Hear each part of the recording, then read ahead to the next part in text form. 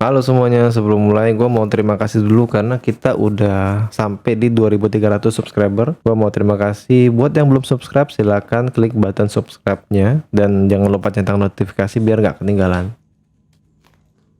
Nah, kali ini gue mau unbox barang yang cukup menarik dan cukup murah. Jadi ini ada konsol, bukan konsol ya mungkin ya. Jadi ini ada handheld game. Ya, tulisannya Game Boy, walaupun sebenarnya dia bukan Game Boy. Dan isi gamenya ini cuma game Nintendo, cuma harganya itu 43.000 bro. Kalau misalnya gue cuma beli konsol gamenya doang, berarti gue harus bayar 43.000 ditambah ongkir Jabodetabek 5.000. Artinya totalnya 52.000.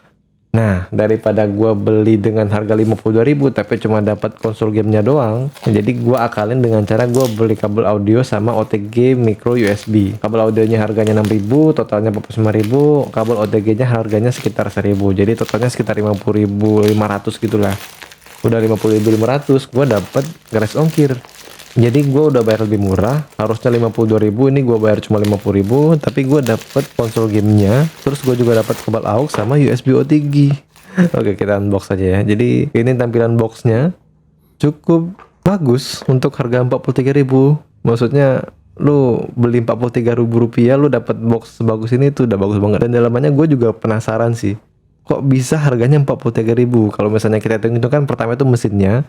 Terus di dalam ini ada kabelnya nih harusnya nih. Terus ada kabel komposit juga untuk colok ke TV. Ini bisa kecolok ke TV nih, ada TV outnya. Terus harga dari LCD-nya itu sendiri. Jadi harusnya ini mungkin ngambil dari komponen-komponen bekas. Dia bentuknya mirip Game Boy. Dia ada di atas ada TV out, terus adapter in. Tapi ntar kita buka dulu biar lebih jelas. Bayang nggak ini kira-kira modal dia bikin ini itu berapa? Mulai dari konsol nih, dapat konsol satu, AV cable satu, DC cable satu, sama buku-buku manual, sama boxnya itu bisa dia jual seharga 43.000 sama baterainya. Nggak tahu dapat baterai, mungkin pakai baterai AA atau apa gitu. Nah ini kalau kita buka itu, waduh, baterainya Nokia. Ini udah kosong, berarti kita dapatnya kabel micro USB ini. Gua nggak expect ini kabel micro USB ya. Gua tadi expectnya kayak kabel bulat gitu loh, yang susah dicari, susah dibeli itu. Sedangkan dapat micro USB yang sebenarnya sekarang masih cukup gampang dicari, walaupun sekarang udah banyak USB-C.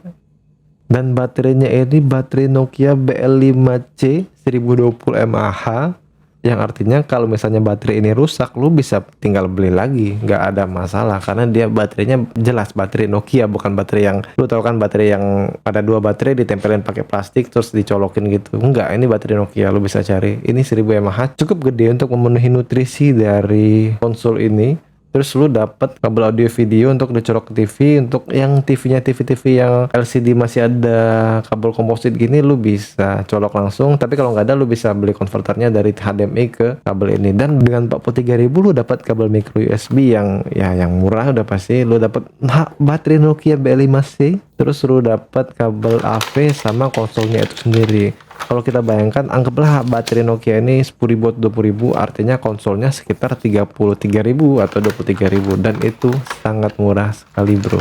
Ini dia nih pelakunya bro. Ini udah pasti plastik ya, benar plastik. Plastik gak masalah, yang penting kokoh. Ya ini terasa sih agak kosong memang, cuma cukup kuat kokoh.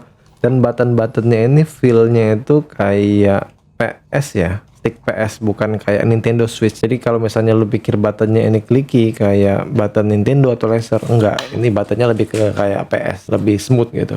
Dan layarnya ini agak lecet. Oh enggak, ini dia ada plastik, dan kayaknya plastiknya dibiarin aja kalau misalnya nggak terlalu mengganggu. Cuma mungkin kalau mengganggu ntar gue lepas. Dan ukuran layarnya ini gue udah ukurnya itu 2,8 inch, tapi menurut spek ini 3 inch ya, mungkin sekitar itulah. Dan buttonnya ini feelnya ini dia nggak clicky, bukan kayak Switch tapi lebih kayak stick PS atau Xbox. Jadi dia buttonnya smooth, kecuali yang tengah ini tombol resetnya ini dia baru clicky kayak Nintendo Switch. Cuma kok tombol resetnya di tengah gini ya, ini bisa nggak sengaja keklik kalau gitu nih.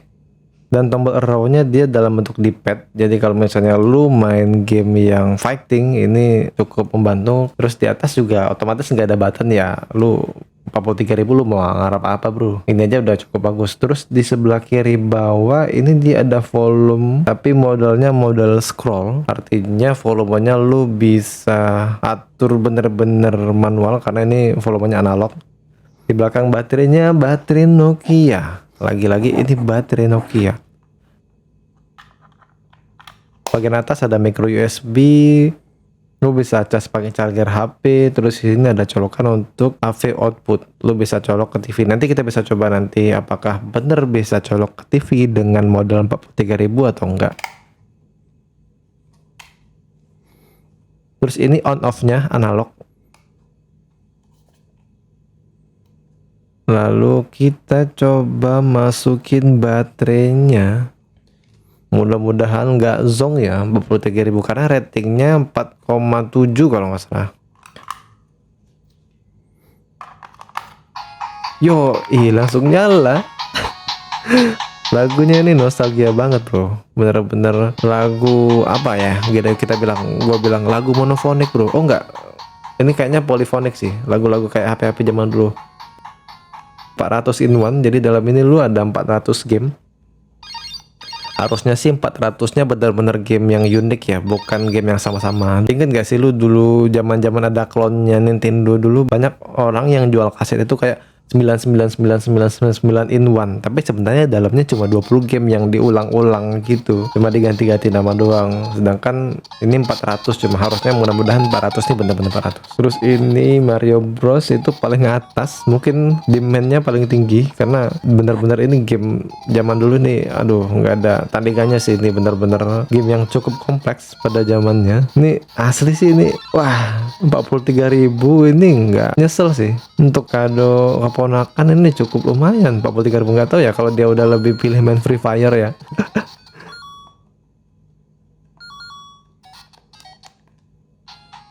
Oh, button resetnya itu jadi buat lu ganti game. Karena ketika lu udah masuk ke dalam suatu game, lu gak bisa keluar back kayak di HP. Jadi lu harus reset.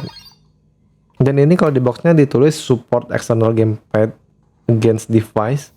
Tapi kalau di sini kita nggak lihat untuk eksternal gamepad ya. Karena kalau eksternal gamepad itu harganya beda. Lu harus bayar 71.000 biar bisa dapat stick sekaligus dapat device yang bisa main berdua. Sedangkan ini 43.000 untuk yang sendiri.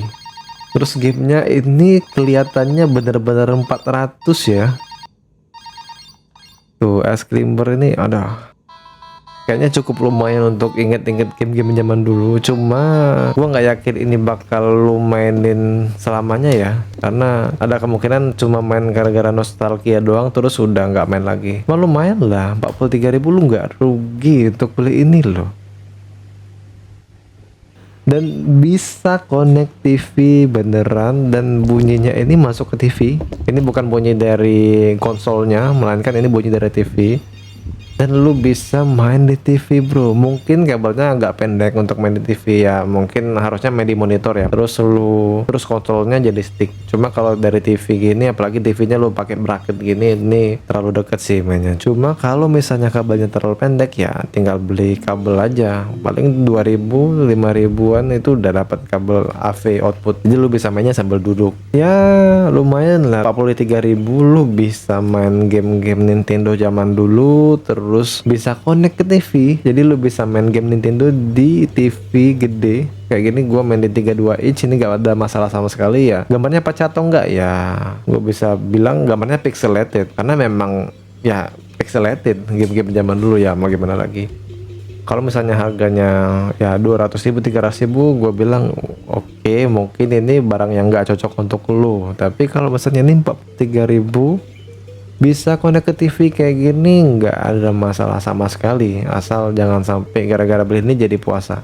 Oke, mungkin itu dulu aja reviewnya. Tapi gue masih penasaran nih, kira-kira ini dalemannya apa sampai bisa harganya cuma 43.000. Mungkin di next video kita bisa coba bongkar, saya tahu dalamannya apa. Nggak tahu, tapi menurut lu gimana? Apakah gue harus bongkar atau ada barang lain yang bisa gue beli yang menarik? Mungkin bisa bantu komen di bawah, jadi gue bisa coba-coba barang yang lain. Oke, thank you semuanya.